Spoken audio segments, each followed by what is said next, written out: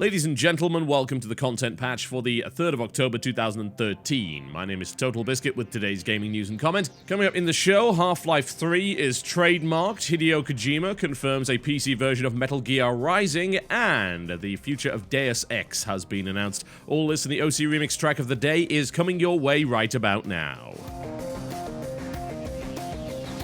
It's as if a million fedoras suddenly cried out in euphoria. Half-Life 3 has been trademarked, specifically in Spain, in such a way that leads people to believe that Half-Life 3 is on the way. The reason they believe this is that the trademark is very much a use it or lose it kind of affair, meaning that registering the trademark right about now would indicate that the game is actually in development. Speculation on the NeoGAF forum indicates a list of staff, although as to how accurate that is remains to be seen.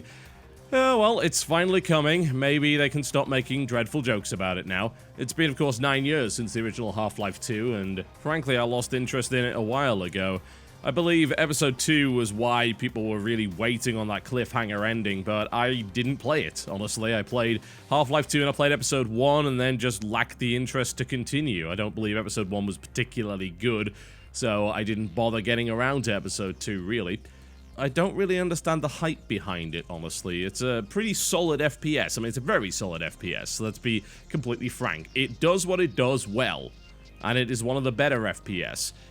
But what is the obsession with getting Valve to make sequels to the same game over and over again? It's very odd, isn't it, that we condemn EA and we condemn Activision for sequel after sequel for its FPS franchises, but suggest a sequel to Half-Life, a game which already had 2 games and 2 expansions apiece, and everyone starts frothing at the mouth, which is a little strange, I have to say. Half-Life was one of the most influential games of its day, as we're well aware, and I'm talking about Half-Life 1 here, not Half-Life 2. I don't actually believe that Half-Life 2 innovated all that much, although what I will say is the prevalence of physics-based stuff in future FPS was most likely to do with that game, and the way that it did physics was very good indeed. Had some very enjoyable puzzles based on physics that actually made an awful lot of sense and weren't ridiculous, oh, you better go into this room to find this random item to make this thing work. Half-Life 2 was significantly better than Half-Life 1 in that respect, a game which was very, very easy to get lost in and often involved combing rooms in order to find the right item and things like that, which was not as enjoyable as the shooting component. Half-Life 1 is for the most part credited with the notion of scripted events in first-person shooters. Before that, there weren't all that many of them. They certainly weren't done to that level of competence, and the way that it was done in Half-Life 1 was impressive. Admittedly, it was then taken to ludicrous levels with future FPS to the point where we now hate scripted stuff and we prefer the more freeform, we prefer the more open world, the unpredictable, the emergent gameplay. But at the time, that was revolutionary. But honestly, if I were to think about it now, I would not be saying, you know what, we really need another Half-Life game. We absolutely need Half-Life 3. I can't even remember the story at this point beyond aliens invaded, pick up that can. That's about it. Frankly, I would much prefer original IP from those guys. I mean, if you look at stuff like Left 4 Dead, which technically wasn't developed by Valve, it was developed by another company that was then absorbed into Valve, and you look at Portal, and you can see there, oh look, this is where Valve really shines. The sequels were good. There's no question. Left 4 Dead 2, Portal 2, Half-Life 2. Great games, no question. But Valve really shines with its originals. It can iterate upon them and make them better, but if you look at Portal, you redefine the way that puzzles are dealt with in a first-person perspective, yeah? Completely. And then you look at something like Left 4 Dead, and you pretty much redefine what co-op gaming means. And then you look at Half-Life, and that redefined what FPS meant. But the sequels didn't do any of those things, they just made the existing thing better. So why would want a 3 of anything from Valve? I'm really not so sure. I would much rather they be working on more interesting new IP. They're not really known as much of a game developer anymore, they're more of a Steam curator, I suppose, but they are, of course, still making titles at a reduced rate. And while I will play Half-Life 3, I don't think there's even a question about that, I would have certainly preferred to see some new IP coming out from them. And perhaps now that they are working on Half-Life 3, it is less likely that we'll see that. But who knows? The workings of Valve are certainly mysterious, and it's entirely possible that some other subset of the team is working on something else, but if the staff lists are anything to be believed, then we're getting a Left 4 Dead 3, which I consider to be entirely redundant and unnecessary. I think Left 4 Dead 2 took it about as far as it needed to go, and then Half-Life 3, which of course everybody's clamoring for, but I would just prefer to be something more original. So there you go. I'm just hoping the hysteria dies down, but it seems unlikely at this point. Hideo Kojima has confirmed that Metal Gear Rising for PC is certainly on the way. He tweeted out a new screenshot of the PC version, which was rumored to be happening, but there was also the very real possibility that it had simply been cancelled. And of course, by the time this game actually comes out, Metal Gear Rising will most likely be at least a year old. Regardless, though, it's good to see the game coming to PC, and let me tell you why that is. Metal Gear Rising is one of those few console games that I played a significant amount of in the past 12 or so months, and the reason for that is simply because it's a game by Platinum, which is the only reason I ever need for buying it. I have bought every game that Platinum has made and will continue to do so across whatever platforms they happen to be released on. Unfortunately, they never make it to PC, which is a little bit of a shame, especially considering these games can be limited by console tech. But surprisingly enough, it was one of the only console games, especially third-person spectacle fighter, that was actually developed with 60 FPS gameplay in 2013. You do not see a lot of console games developed that way, especially ones that are that impressive graphically. It was a very enjoyable, fluid spectacle fighter. Simple in some ways, yes, but accessible to people that didn't actually know anything about Metal Gear.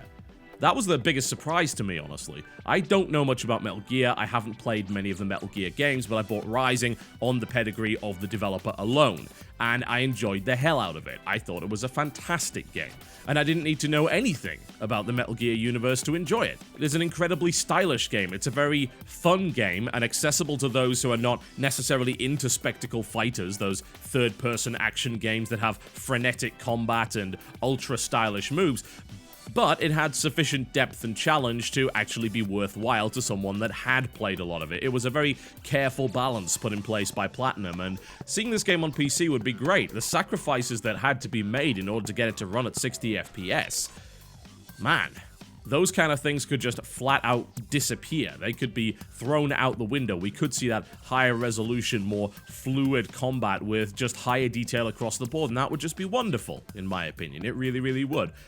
Obviously, there's really no reason not to bring these games to PC anymore, and gradually we're seeing Japanese studios realize that, and more to the point, we're seeing those that develop certain genres that were traditionally not PC games come over to the fact that actually there was no reason for them to keep them off the PC in the first place. Fighting games are coming to PC in record numbers. We've just had an announcement of the release of Injustice for PC, which is absolutely fantastic. And recently we got King of Fighters as well, which is a game you would not have traditionally expected to make its way to PC. And now we see more spectacle fighters. We, of course, saw Darksiders 1 and 2, which were not technically straight-up spectacle fighters. Darksiders 2 a little bit more. Darksiders was more of a Dark Zelda. The actual combat system was more simplistic than a game like, say, God of War or Bayonetta. And then we see stuff like Devil May Cry make its way to PC with a good PC port, which is more than I could say for 3 and 4. And overall, the lineup is looking pretty good for those of us that enjoy those third-person melee-focused action games. So I'm really happy to see Rising come over to PC, and hopefully it comes over with a good port.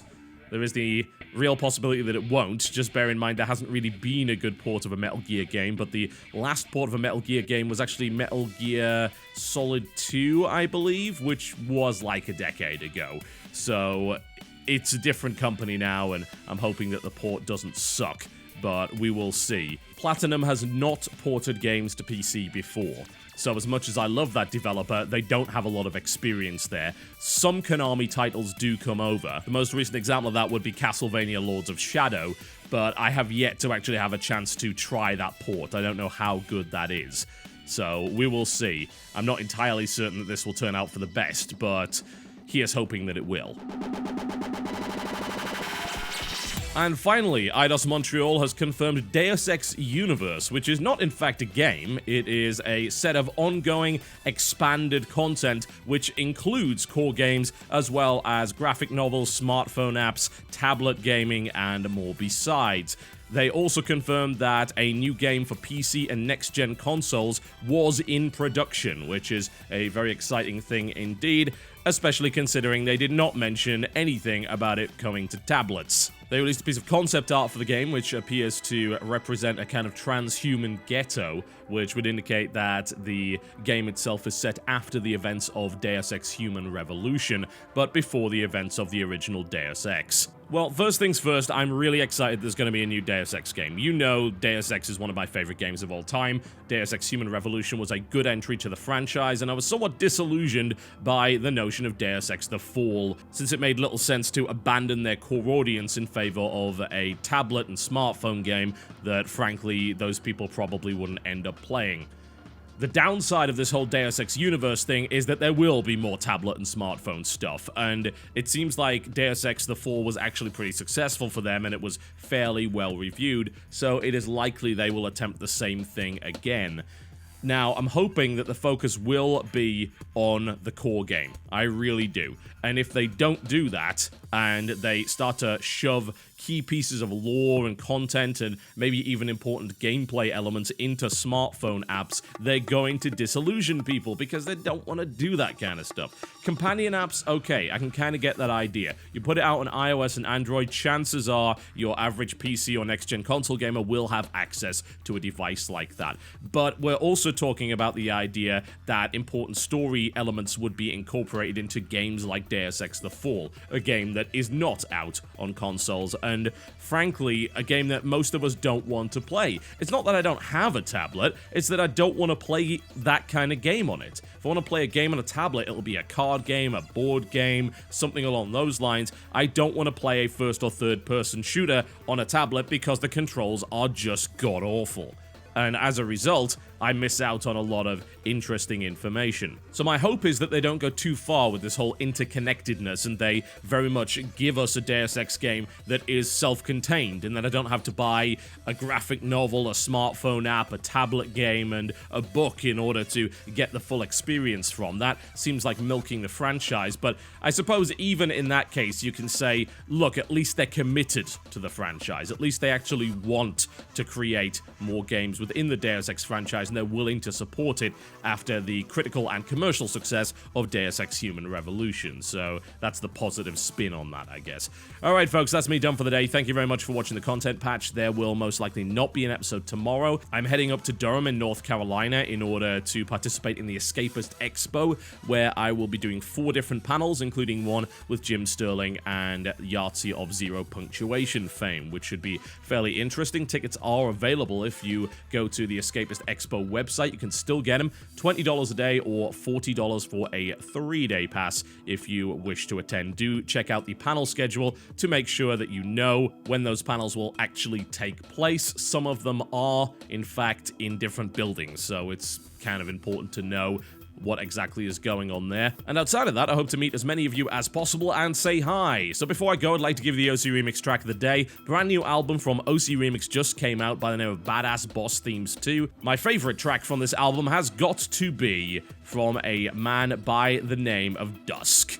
And this is a remix of the Syndicate theme from Streets of Rage 2, and it goes by the name of Syndication. You can download the full album in the description below this video for free, and I'll see you next time.